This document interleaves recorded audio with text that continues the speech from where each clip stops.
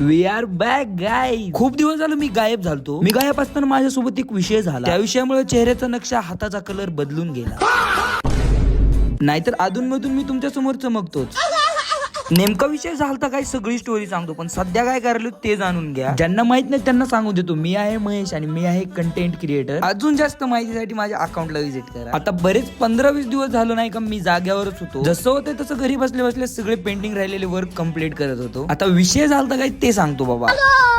Scene असा झालता, सगळे काम वगैरे केले आणि मी निघालतो अंबाजोगाईकडे. आणि मी अंबाजोगाईमध्ये पोहोचलो, पण मला माहित नव्हतं माझं स्वागत करायला पण थांबलंय कोणतरी. माझ्या गाडीच्या समोर आलं कुत्रं. मग काय, मला कुत्र्यानं बेकारच पाळलं आणि माझी अवस्था काही अशी होऊन गेली.